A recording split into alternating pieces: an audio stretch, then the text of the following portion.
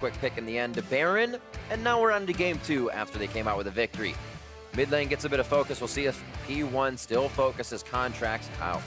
Yeah, good adaptation here. Even though C9 did get the win, some problems were created by the LeBlanc, and you could tell if Phoenix1 were going to take that game, it was going to be due to Ryu, really creating some pressure for them and creating some victories. But not going to be the case, and not even going to get a chance this game. It was so strange. He's like 1 and 3, and he's beating a Caston that has 2 kills in the lane, and so was able to just kind of force the issue there himself in the split push. But like you said, they shut down both of the globals that they had selected last time. So Cloud9 changing up the pick and ban pretty drastically. Yeah, Phoenix1 also changing a little bit. They still have that respect for the Lee Sin Contractz. But maybe this opens themselves up to a more proactive jungler than the Graves. That's why we are a little bit surprised when you take away all the these early game playmaking junglers from Inori, who typically, has really thrived in that environment. Recently they did talk about him trying to be more of a team player and more, team oriented. We'll have to see if they continue down that road or not. Ivern is available. Rengar as well, if they want to get into that mix. Still have Lulu, still have Rengar, still have Graves, still have all these champions. Rumble is also there. Little trade-off here. Ray demanding a lot of focus in the ban phase this time around when he gets subbed in. And that will open up that first pick, Lulu. They'll have an easy pick for Jace, possibly, if they do want to do that for Ryu. See what they have for the first few picks here if they want to lock in their jungler or get something in the bot lane.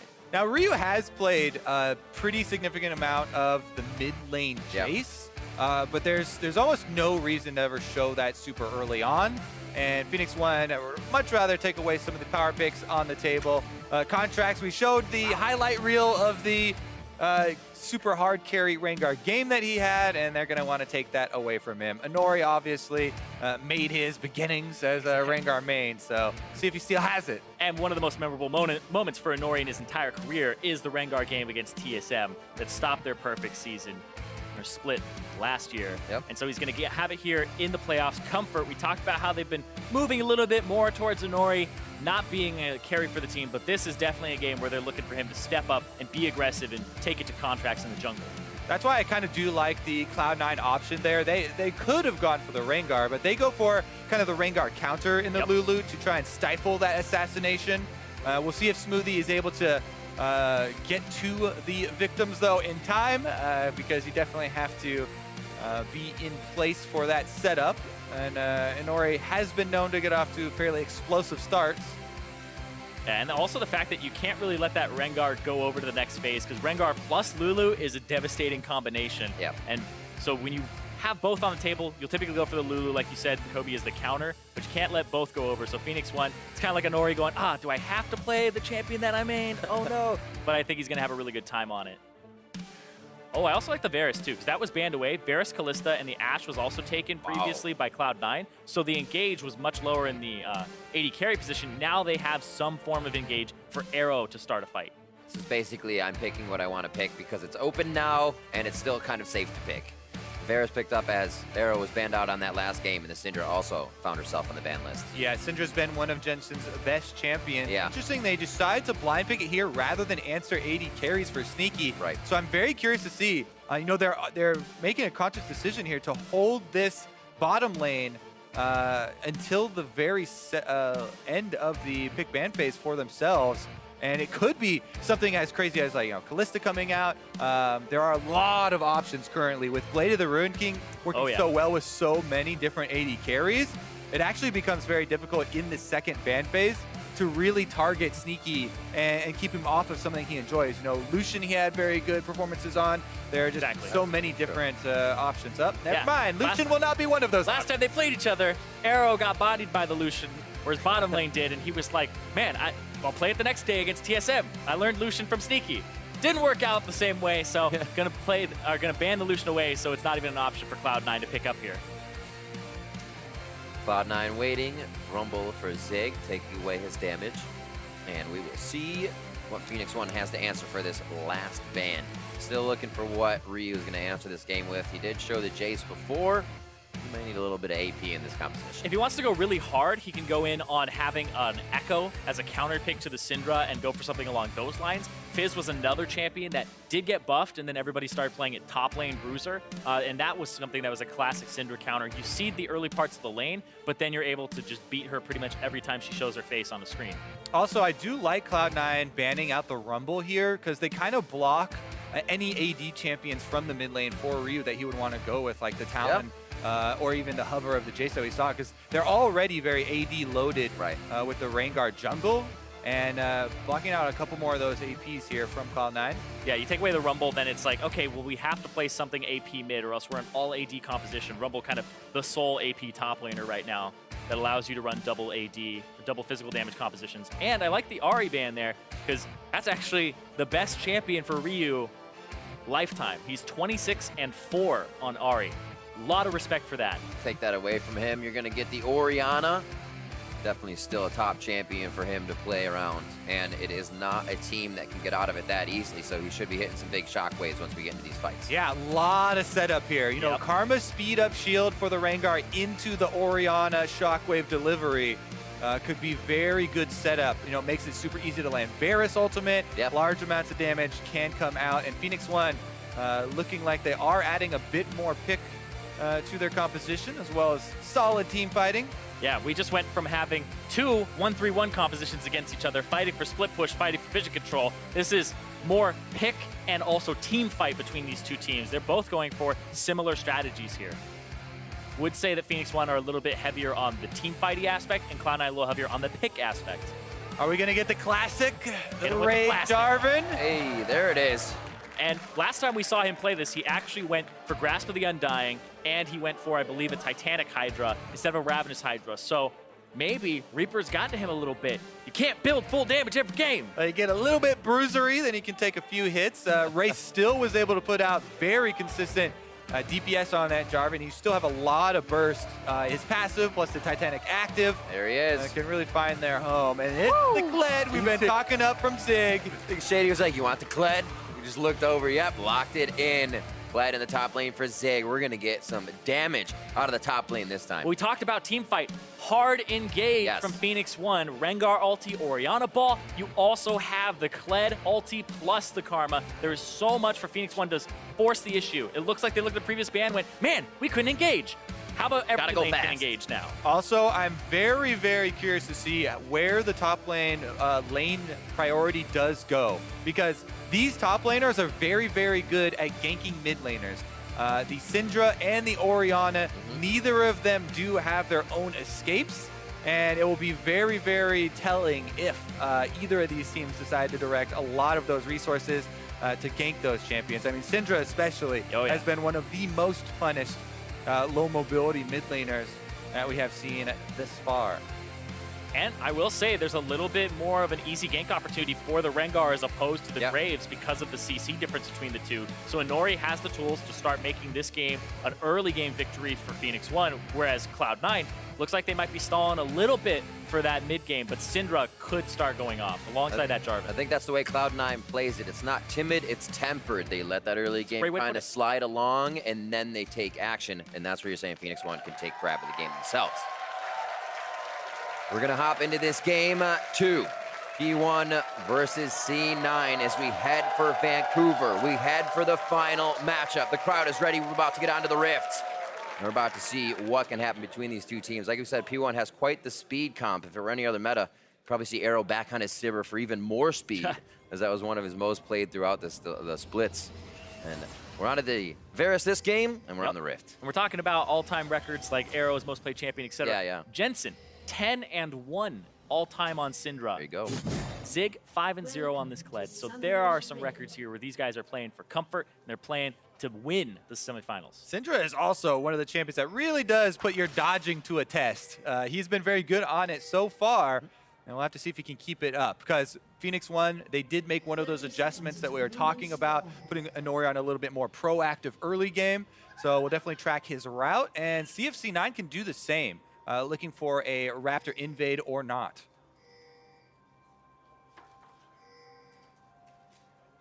Little dance, no damage early this game.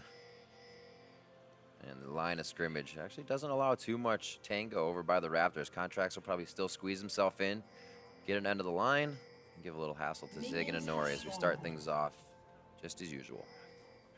All right, so we don't get any of the wards actually on the Raptors, but both these champions typically do start them. So that will be the assumed position until seen otherwise by both teams. Yep.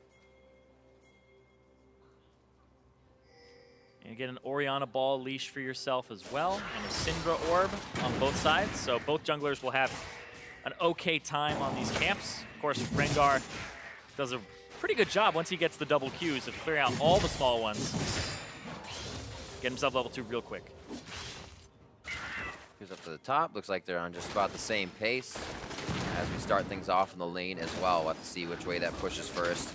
No real hard push from either of these bot lanes, unless the the supports start going for damage. And we just saw the Masteries pop up. Grasping and dying again for Ray in the top lane here, so it might be another Titanic Hydra build for himself. Have a little bit more burst damage. Also, a little bit more team fighting from Contractz, going with the Storm Raider Surge on Graves has been gaining quite a lot of popularity. Obviously, you don't have that burst that's super effective in the early game. That might mean the difference between... well, it's not going to help you hit the Qs, but yeah, not going to have the Thunderlord's burst, but will have the extra speed that really does help Graves get out the consistent DPS a bit later on. Yeah, we've seen some shifts in terms of masteries for a lot of champions that kind of gone unsung, like the Storm Raiders change or shift for Graves players from Thunderlords, where they just want to chase you down. They want to be able to burst somebody in a fight and then reposition. And even Karma, it used to be Emax and Wind Speakers. It actually shifted a little bit towards the middle of the season where people max Q now to shove the wave and get priority, and they take Thunderlords. So it's all about winning the lane for a lot of these guys. I gotta say, it feels better. Even Lulu, right? They're taking Thunderlords to just go for the harass and try to poke you out of lane. As far as an update on the junglers there, though, Inori did go for that red clear quick back. This time, though, he picks up the longsword, so we'll see if he actually goes for it. Any of those early skirmishes. Definitely is orienting a little bit more towards that tendency here. Invade from Contractz, looking for the Scuttle Crab control first, though. Since he didn't go for the early back, has that level lead as well. Yeah, also an early control ward there off on the side to spot him out when he passes through. Seems like he'll be okay. Gets himself in a little bit safer of a spot. If it's not, as Ryu takes quite a bit of damage in the mid lane, can afford to, has that barrier, so he may play Jensen a little bit if we see Inori come to mid. Yeah, and Jensen should be hugging the bottom side still, because that's where Contractz just went to get Scuttle plus a ward. So a lot of control for C9 in that side of the river, and if Jensen plays the lane how he usually does, super aggressive, always going for these harassment trades, then he's going to want to retreat to that area away from the side of the brush where Rengar could be leaping from. It's funny, too, because we were talking last week in the quarterfinals about how Ryu, we call it the Ryu stat. It's how much time in the first 15 minutes you spend past the river in lane and on the enemy side of the map, and Ryu is #1. So he plays aggressive, but look at this. Contractz flashing in. Trades flashes there with Arrow, and now this will be a summonerless AD carry. See if C9 can actually keep up the focus, though, because this could be a very defensive bottom lane for Phoenix1 now. They're just going to want to try and CS from afar. And we'll have to see if that does take a toll on the CS numbers now. There's the push. Glitter lands through the wave. There's a ping's top side. Inori's going to go into these top brush. He pinged on his way, and Ray was about half HP, and he's playing really aggressive against this kled. Yeah, and you can also see Phoenix1, their bottom lane plays super defensively after that. Ray spotted him. That minion, that melee minion up there, spotted Inori going into the next bush. Yeah, he knows it. Well, that one's a little bit too close. Nicely played as well to not kind of give away the advantage. I think Zig was saying you might have been caught. So Inori pulls back, goes ahead back to his jungle there. It was a nice bait try as well. That's P1 trying to play off, like you said, the aggression of Ray. He's going to continuously do the same things in lane. Let's try to take advantage of that. Yeah, decent little CS lead should start to build here for Zig. There are a lot of extra minions in lane, even though he hasn't picked them all up yet. A nice tiny bit of a lead here on Ray, who's going to look to go refill his potion fairly soon. Ray is maxing W first on Jarvan top. He's making sure he has defensive tools to just survive. Yeah, that's become actually super common for the top lane Jarvans, especially on live where there's buffs. But everyone's just doing that so you can actually get through the lane phase now. on the Jarvan. It makes it a lot easier to go for any sort of trades. Pushes up, goes into the jungle here to see if he can get any sort of advanced notice. And as we now, 6 minutes into this game, we're going to throw it to Captain Flowers, who spoke with Rebird earlier about C9. Ooh. Right after the champion select phase, and he was talking to me about what he thought about the draft. He thought that Cloud9 got the better end of things during the picks and the bans. Asked him about what he thought about subbing Ray in this game, and although he couldn't go into specifics, he did tell me that there were some strategic and tactical reasons behind the decision, but he does think that kled versus Jarvan is a straight out of solo queue matchup, so we'll have to see how that one goes in the top lane. And when asked what he generally thought about going up against Inori's Rengar, he said he's more than capable. His boys are more than capable of getting the job done up against that pick. We'll have to see how it all turns out for those guys, but back to you guys on the desk.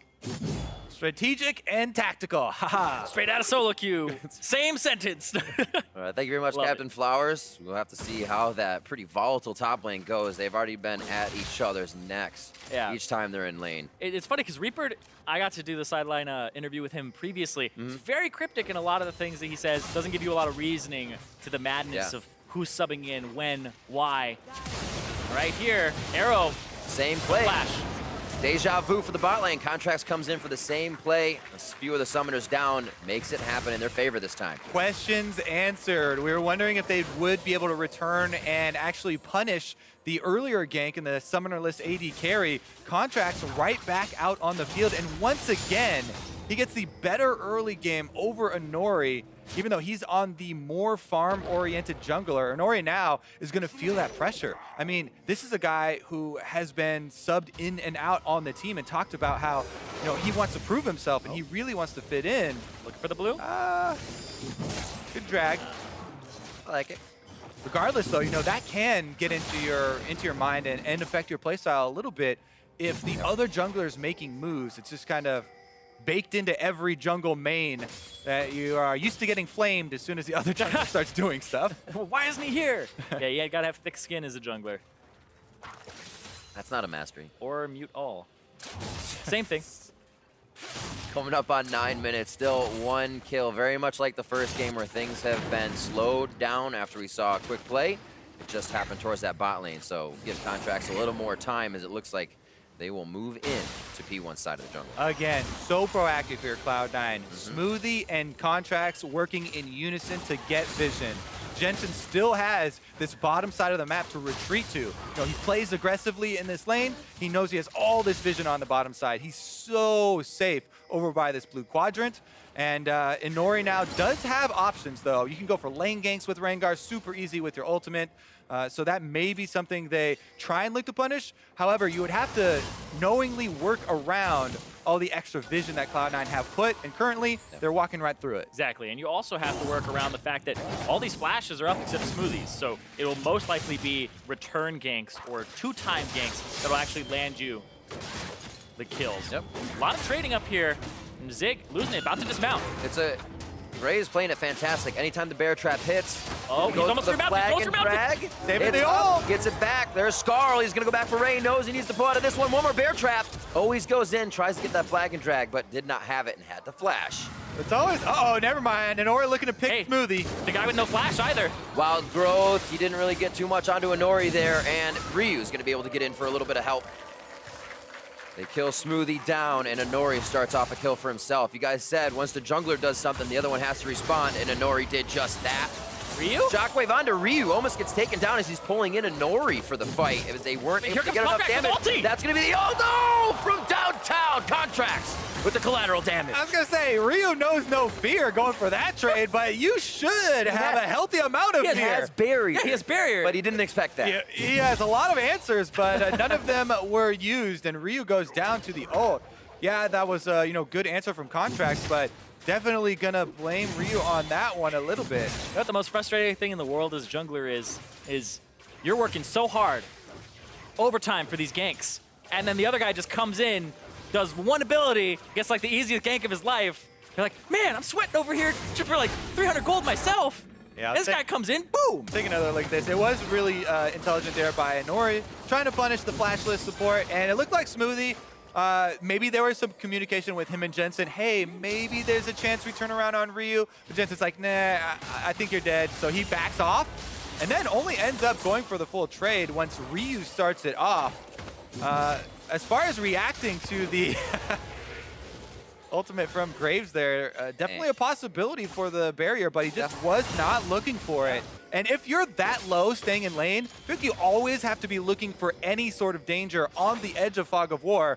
You have to have your finger over that button. Yeah. You should definitely, as a pro level, have time to react if you're looking for it. And that was just, you know, a little bit lazy and lack of it's one of respect. One of those other scenarios where you're like, oh, he flashed on me. Well, you got to be ready for the flash. You got to anticipate. Everybody runs flash. Yeah. That's the thing, is you got to be like, when it happens. Yeah. And if it doesn't happen, then that's fine. Right. Not if it happens. Yeah, I mean, I'm kind of okay with people staying in lane that low if you have this objective to push it out and your jungler's there or something. But you have to have respect for the damage. Jensen now gets sucked in, and a decent amount of damage dealt his way. Yeah. Man, it's like Ryu is not okay with being shoved in. No, he is down CS as well, wants to get the ult on, a little bit of health advantage in lane. Could mean an easy kill for Inori to come in with ult. So they're going to try to get as much damage onto Jensen once they get back as possible. A lot of wards coming out from both sides here, and C9 is still creeping into that jungle with a lot of vision. Yeah, actually very important wards here. I like the placement of this top lane one from Lay and Cloud9 to see those roams that we set up in Camp Select that are a possibility of punishing these mid laners. Man, the trades are fun too! He missed the bear trap on a rope. So Zig actually going to be dismounted here. Ray has the ulti and a Tiamat. That might be a lot of damage. Looking for it. Rebound. Goes down. He just gets Carl back. The invulnerability saves him, and he's still got to be very careful. I love this game. Playing on the edge here. You know, does he have the extra attack reset to be able to remount? And Ray this time around plays a little bit more safe. Almost able to burst him down, though. And like Reaper was saying, straight out of solo queue here, this is one of those matchups where you got to have no fear. Zig, if he chickens out, he dies. Look at this, though. Inori's got the setup on Contractz this time around, and Ryu's doing a little bit of baiting. But Ryu has no ultimate here. Yeah, plus they didn't wait for the full commitment into that bait. Right. Rengar, as soon as you pop your ultimate, you know, very long distance, you're going to be alerting the enemies. So there were no movement abilities used by Cloud9 to really take that bait and go in to commit to attacking Ryu. So. Ooh. Kind of locked up. Ray already used his Dragon Strike there, so he couldn't really get himself through the flag and drag. Zig's gonna back, see what he can get himself. Actually looks like he's gonna stay here. There may be a little fun coming from Contractz. They're trading a whole bunch, and Contractz, yeah, this is like a moth to a flame here. A jungler to a gank. Oh, why not? If there's trades, you gotta bring a partner. Three's a crowd now for Zig in the top side. Scarl's out, and I think this is the first time Zig will be 2. Finally, a jungler goes to this top lane that we've been seeing, just hand and fist, just fighting till like 10 HP. It's so football-y too. And what do you know? It's the Graves that gets up there first. Yeah. So Contractz should be able to push down the turret as well, and that's a lot of damage at least being done to this first blood on turret. And oh man, Ray didn't even have his flash. He had his flash blown in a one-on-one against Zig. Zig had his flash the whole time, and that was still not an area that Inori really wanted to go gank. And they just kept trading. It was just that one lapse in vision. We kind of just saw Ray put those wards down. It was cleared out for P1, and Contractz had a beautiful roam towards it. A beautiful roam. An easy roam. Yeah, let's talk about easy ganks. Easy one ganks. of those. Got to start to worry for Phoenix1 as, you know, we've seen the slow and sort of methodical early games be in Cloud9's favor. And this time around, C9 are actually accruing a fairly healthy early lead as well. Take another look at this. Contractz clearing in the river, so he heads right up into this little skirmish. Yeah, Zig's ultimate gets blocked there as well because it'll latch onto the nearest enemy. Right. So just doesn't give him any movement speed to get away. Yeah, not the greatest escape tool because of the way it's designed. Not supposed to be used to charge away. Also doesn't blow flash there because he knows that he's dead to rights. The reason he went in is Ray used the E to check the bush, so he doesn't have EQ combo for a knockup. And as soon as Ray starts running away from his E, you gotta kind of know that something's going on. Yeah, which it's, by the way, that's one of the best ways to bait people in, you know, using the obvious escape tools and then putting yourself out there like, oh, look, I can't get away. Don't want to get away. Poor helpless Jarvan. 5 control wards just were in the inventories of each member on both sides. All of those placed down by P1 around the Dragon area. Ziggs went down just behind the Rift Herald at the moment. So it looks like they're ready to start a little bit more control past River. Feeling confident here. And it looks like they're going to feel confident towards the bot lane. Chain of Corruption goes down. Contractz is going to beat Inori first. Teleport comes in. Oh! And Arrow's going to be the one locked down. Ray just has everyone in the party zone. Inori's going to get next. And Zig could be the triple. Gets this over the wall. Command Shockwave's not going to do too much as Contractz stays alive. Shady looking for the kill, and Ray just comes up huge. Oh, no hesitation from Cloud9, and they're able to get so much of it. They can push down another turret. This is actually chaining out of control. Very strong early game. Ray looking for more aggressive moves as well. Ray will make you remember when he plays this. And so far, he has started off quite well for himself. 4-0 on the board. Almost all the kills for his team as they get a 5K gold lead just 17 minutes in. You see the ult there and the flash just being used by Ryu as they continue to take control of these lanes. Sneaky also had a pretty good heal there during the shockwave on Contractz to keep him alive, so Cloud9 actually did not lose anyone. Now all of a sudden, this Jarvan, 4-0 for Ray off this bottom lane teleport, and very big combination. Cataclysm right into a great ult from Smoothie to get that triple knockup. Very good coordination there from the C9 squad, and Phoenix1 feeling a bit worried at this stage. Let's do this again. Yeah, this was a great teleport from Ray to come through, but then Phoenix1, it seems like a split call. Inori jumps onto Contractz, and then Ray finally comes in, gets in there, and now Inori's actually stuck after the knockup, and you can see him try to move away. He can't. Stuck on the wall. Ray's then going to pick up the double, and then it's going to be the kled kebab for the third. Cats don't like being closed in. But they love boxes for some reason. So true. If I fits, I sits. So true. See where they can go with this one. 2-0-4. Your rookie the split here with full kill participation in game 2. Contractz from Kazakh's last game to this game with kills on the board. Yeah, getting pretty easy ones too to start the game off. But Phoenix1, they've been more proactive, but right there, that was another play they started that got turned around on them. So Cloud9 are playing really well reactively, and it's a good early game for them too. And it's difficult for Phoenix1, especially because of the composition that they're running here. Their main options to get back into this are just go all in on and try and get a numbers advantage fight. I mean, they've got people that just go forward here. The kled Rengar combo, you know, with Orianna Shockwave being delivered is their option to get back in. And Cloud9 already grouping up early. They already have a lot more money to fight with. It makes it very difficult for Phoenix1 at this stage to get a very good look at one of those all-in fights. Yeah, and Cloud9, they've been winning the mid lane the entire game in CS, and then in bottom lane, it's been kind of the same story here. Sneaky Smoothie have definitely been beating Arrow and Shady this game. Contractz making his presence felt on the Graves, and we shall see if they can figure it out, because Phoenix1 are making some counterplay. They were able to get the mid turret down, and now trying to transition into the top outer, and should be able to get there in time. See what Cloud9 decides to react. It could be a push-up mid, or they could try and take a defensive fight. They're pushing this turret, and then it looked like they're trying to maybe jump on somebody who goes to defend, but it just looks like they're going for splitting the map, trying to run you around, go top, bring some people there, and then go to the bottom side. But right now, Ocean Drake's about to come up in 15 seconds. It's kind of like if we can do it without Ray being there, we can do it quick. For Cloud9 right now, it gets very scary if you stay too long. He's back to the top side, and not much is going to be able to stop him. Going for Asterix now. Get himself that much bigger. Titanic, say in the end. Where will he decide to go?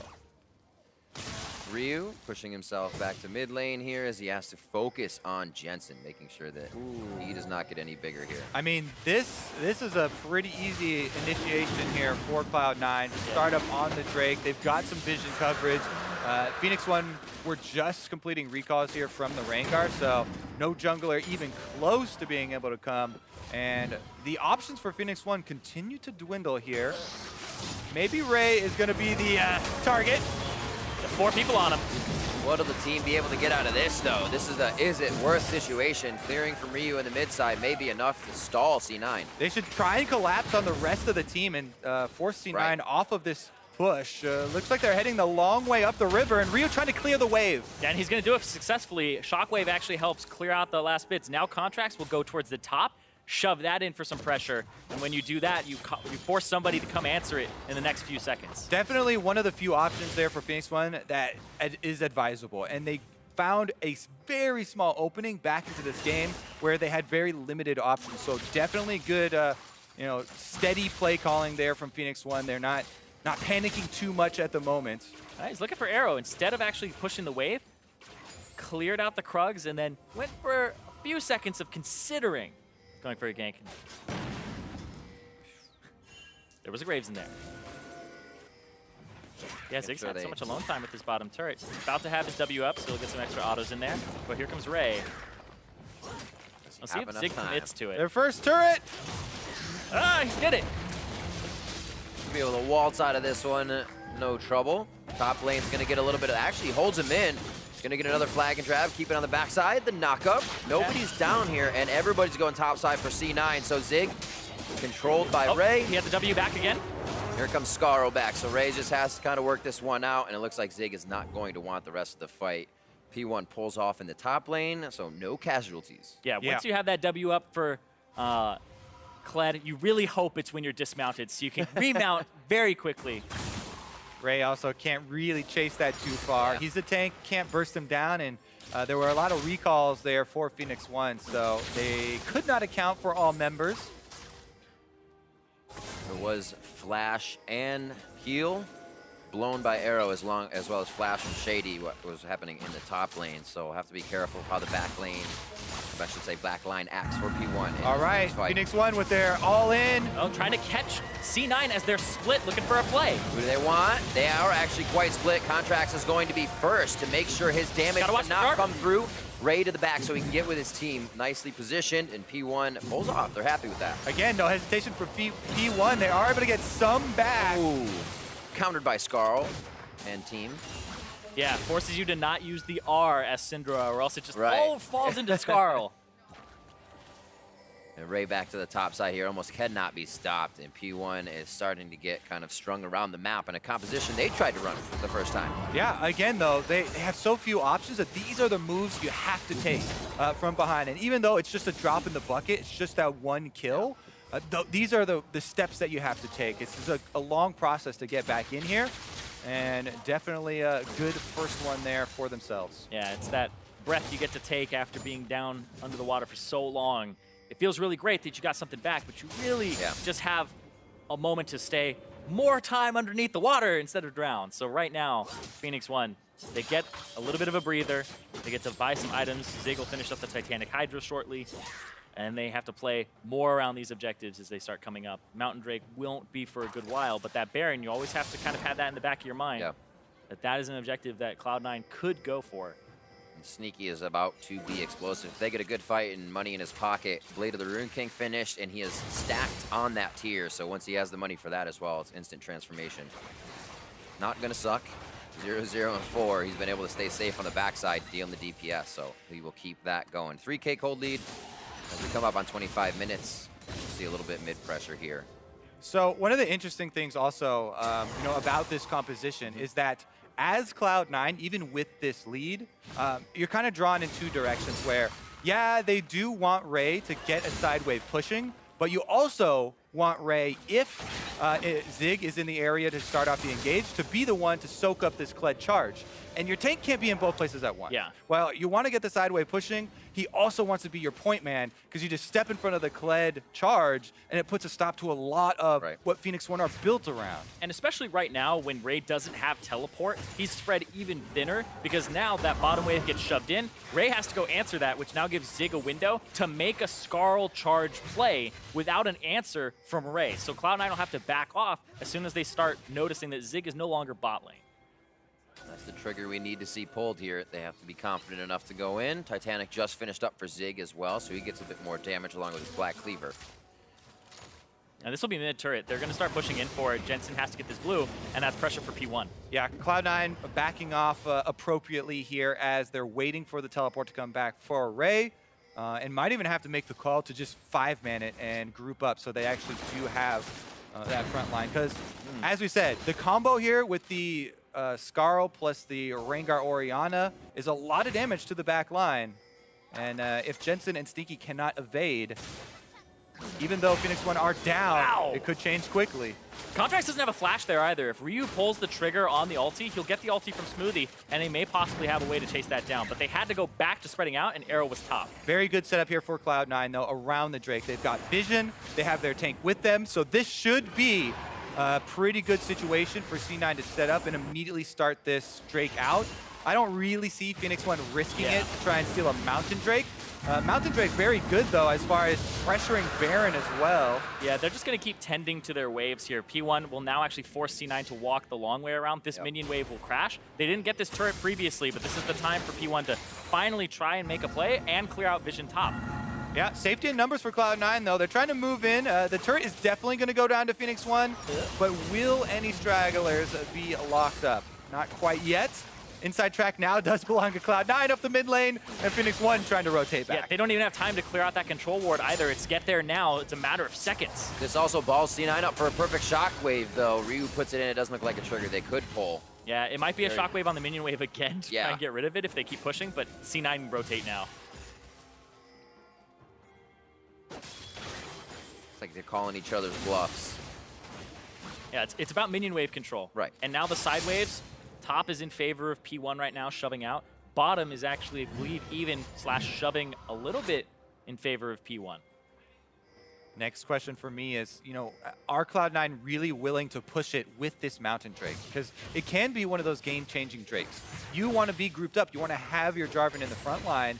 And now with the Mountain Drake, you have a lot of threat on actually burning down a Baron. So if you clear out enough vision and you force Phoenix1 into enough of these opportunities where they lost sight of Baron and they have to worry about checking it, eventually those are where you see these forced errors where Phoenix1 try and come over to check vision. They have the varus where they're trying to poke you off, but somebody could slip up.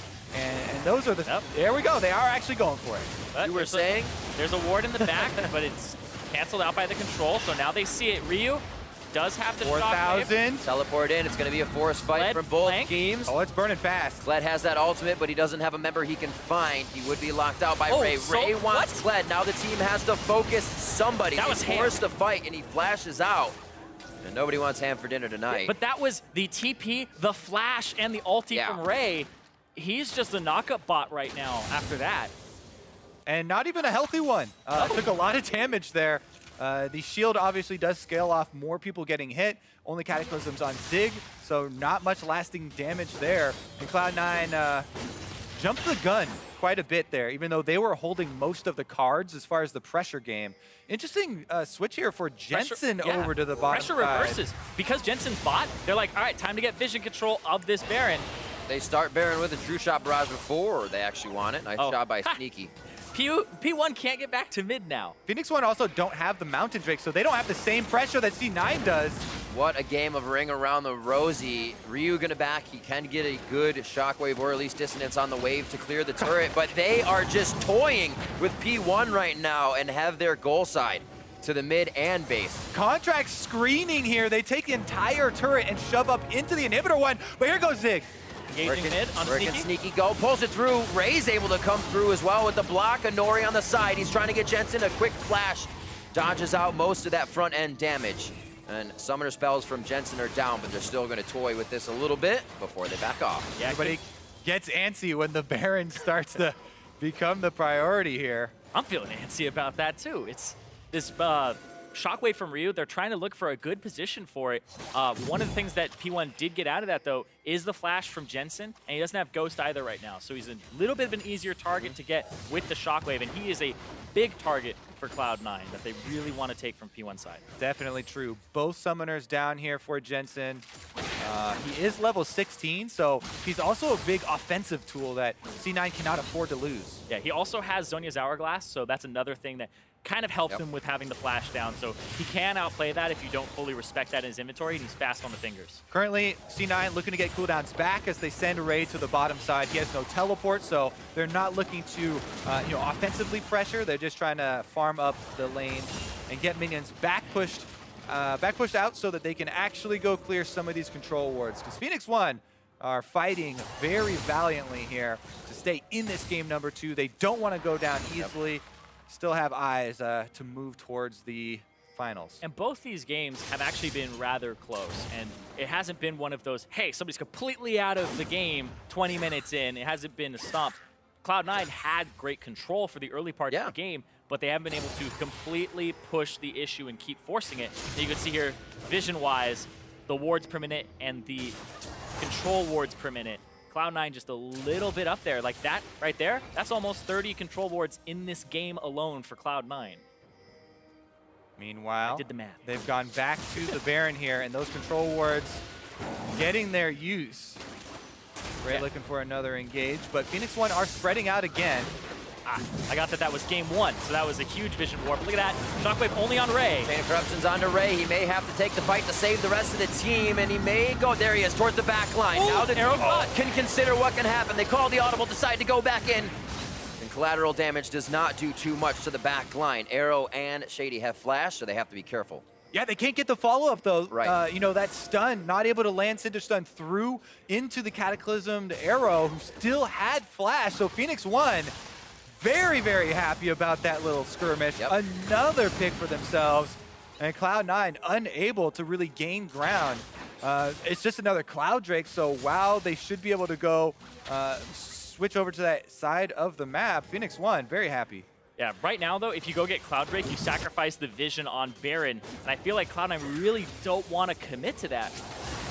Ray does have teleport when he revives, though. Oh, Jensen. Zoning at the Shockwave.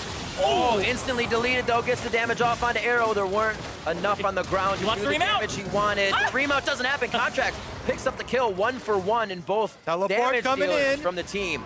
Contractz now trying to do solo work. He gets the kill. A double kill onto Ryu now. Now they're looking for Arrow. Ray's coming in. The flag and drag close. The ultimate's down and almost up if they can continue the long fight. A triple kill from Contractz. Looking for the quadra. A quadra kill. And Sneaky takes the last one to clean it up. A full ace coming in for Cloud9. Is an absolute beast. Completely just pulling Cloud9 back into this game after Jensen goes down. My goodness. He's been doing some sick screening. He has 100% kill participation and a quadra to top it off, and that's going to be the game. Absolutely ridiculous. This man just regurgitates highlight reels left and right. They're inside the base. It's only game 2, and we can still go to 5, but Cloud9 is making a hell of a fight for 3 games. Match point for Cloud9 to move on to Vancouver Finals. And that's off the back of the rookie, too. That's off the new guy. And every time we interview Contractz, he's so outspoken about how good the organization has been to him, how good of an experience he has had as a rookie, transitioning from the challenger scene into the LCS. Very supportive teammates, integrated very quickly with all the support staff. And let's not forget the early game shored up by the plays of Ray this time.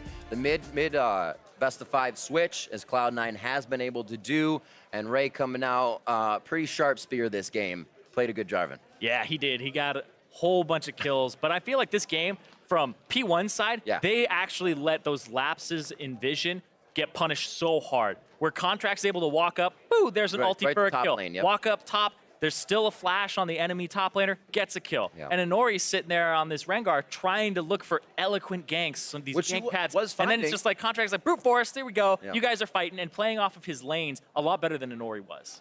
Yeah, it's definitely going to have to be a complete rework here for Phoenix1, because now it's up against the line here. C9 are staring down a 3-0, looking to move on already, and Phoenix1 have to switch it up here to try and put up a fight. I mean, we know that C9 strength in a best of 5. Reaper said, we feel more than capable to handle that Rengar if it does go on to Inori. They let it through picks and bans, and they handled it. They feel like, or it seems like they feel like they're going in with a complete game plan and being able to run that game plan. Yeah, solid early game from Cloud9, which we haven't seen in quite a while, and you know, Contractz is at the heart of it. And I think another big thing, too, is they never let Arrow get off the ground in these games. he got ganked twice, flash first time, and then they get to ulti in the second and kill him, and then he falls behind, barely does any damage that game on the Varus, and is completely a non-factor. Well, we still have one game to sure things up for P1. Let's check in with Freak and the analyst to get their thoughts on that game 2. Thank you very much, Riv. Our thoughts are that Cloud9 won it, and now they're up 2-0. I'm sure there are more from you as well, but I'm play-by-play normally, so I saw the screen and I was like, that's what I think. I read the numbers, and I'm literate as far as that's concerned. So talking about this one, C9, Contractz especially, smashing this one. Yeah, I mean, I think he played incredibly well. And to me, so much of the early game success in all the lanes was due to Contractz. I think both the first gank to force Summoner's bot lane, repeat for a kill. He's up and top, the first jungler to affect there. He's pressuring around mid lane. Like, this guy looked really good. And usually that's how I think of C9. It's like C9 has exceptionally good laners, and they just lane really well, and essentially Contractz' job is to somehow get them out of lane. And it's a lot of pressure to put on a rookie player, and I think that's why you see a lot of games where he's not doing too well, and some games where he's doing great. And this is a really good gank where Contractz just comes out of nowhere, flashes, or he blew the flash the first gank before and just comes back and cleans up the kill like 3 minutes later. And I mean, I actually think that this is more of an atypical game for Contractz. I think that he hasn't performed as well throughout the split. In this playoff series, he's been smashing. Like, he has been super on point, you know, affecting mid lane there, and then back on the bot side again. He's been involved in every kill throughout this game. Yeah, 100% KP had, I think, what, 6 kills or so by the end of it all. Nearly got a penta. He just was everywhere, and you know, he kited out Inori in this clip and then got damaged by the end of it. Of course, Ray got the kills, but does this still matter? And this, he almost picks up a quadra kill here. I just think, and he cleaned up a fight which started really, really badly for C9. I think, yes, this is an atypical game for him. However, generally, that's just like, he's gotten a lot better through the end of the split. I think consistency-wise, especially weeks like 8 and 9, I think he's definitely gone up, has an upward trending like motion in terms of improvement. And I'm super impressed that you take a rookie player, you put him in the semifinals, he didn't have quarterfinals or anything to warm up in, and he is not only living up to the hype and the pressure, but he is actually excelling. Like, he has been incredible in both of the first 2 games. Yeah, I'd say he's the better jungler for sure both times. I mean, definitely some great plays by him. Minor shout out in that last replay we saw, Rengar's running with the ulti on, and he's like, oh, I'm gonna control ward to get the red outline just to make sure we know which way he's going. Like, just little things like that, where it's like in the heat of the moment, he's doing really smart things. And again, this is a rookie player. Like, you expect them to learn over time, and he has, and that's great to see. Contractz has been really amazing. So let's switch gears. Let's talk about Phoenix1 here, because I think we expected this to be a somewhat close match, even if it is C9 favored. They're getting somewhat rolled over. What changes? Maybe their jungler. I think Inori for both games hasn't played too well, and I actually thought Inori had a good shot at outperforming Contractz. Contractz has been one of the players who on a top 4 team sometimes doesn't look top 4 at his position. And I thought that, you know, Inori had a good last week, and I was like, oh, maybe he's coming in to smash the series, but that's not been the case. And I was also, you know, honestly a little bit surprised that Shady was the starting support today. After Stunt performed so well, I thought, you know, in the previous series, he was super pumped up during those games. They smashed Ignitas 3-0 with Stunt, and then he's not shown his face at all for the semifinals. So I don't know if it's the scrims are going worse for him or what it is, but you know, I wouldn't be surprised to see changes made across the board. And I think what C9 wants is also what P1 wants, which is they want to go into mid-late game kind of even, and they trust their carries to carry. However, looking to teamfight against C9, which is probably one of the best team-fighting teams in the league, is really dangerous. And I think that they can't afford to do that. They need someone who's able to make plays for them to get them into a better position come mid-game. And I don't think Inori's been that proactive playmaker that their team needs. Which is interesting, because this was the guy who like hard carried against TSM 1v9 on that Rengar, and even though he's building damage, we're not getting that same performance. So just to kind of rephrase you, are you kind of saying that C9 is just a better P1 and you need P1 to be a different team to match up better here? I think that stylistically they have a lot of people, or the games are kind of similar. Or Right. I guess like both of them don't have amazing early games, but a lot of times their junglers can maybe explode out their lanes, and they really just want to get to the point where either Ryu and Arrow can carry, or Jensen and Sneaky can carry. And it just so happens that I just think maybe C9's a more completed P1, because C9 also has a great bot lane laning phase. And I mean, Ryu has been down in CS pretty heavily across both the games. It seems like Jensen is more than his match in the mid lane, and Arrow really has not been able to show up and have a big effect. Yeah, well, just heard Meteos is going to be playing. Ooh. That's the only sub that I heard, so it looks like Shady will stay in for the 3rd game, and Meteos will come in, so maybe your wish is true that, yeah, that's going to be fine. Yeah, and Stunt is actually going to come in too. I okay. just get the word. So they are going to swap both up. So obviously, you know, when you go into a game with a game plan, you're down 0-2, you got to try something. We'll see. Right, this seems like the Hail Mary play, and honestly, I hope it works out, because I'd like to see more games. All right, that's going to be a fun one. So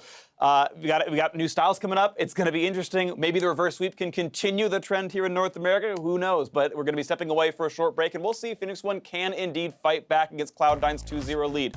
Don't go anywhere. You're watching the North American LCS Spring Playoffs.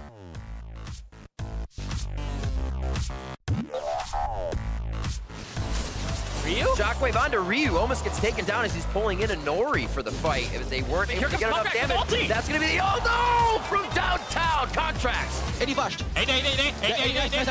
I'm ulting here. Yeah. I'm polymorphing kled.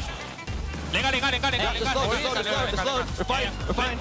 Orianna's in river. They're dead. Back. Oh, okay, just we're fine. Oh, Ryu, he gets the kill. A double kill onto Ryu now. Now they're looking for Arrow Rays coming in. The flag and drag close. The ultimate's down and almost up if they can continue the long fight. A triple kill from Contractz. Looking for the quadra. A quadra kill. And Sneaky takes the last one to clean it up. Match point for Cloud9 to move on to Vancouver Finals.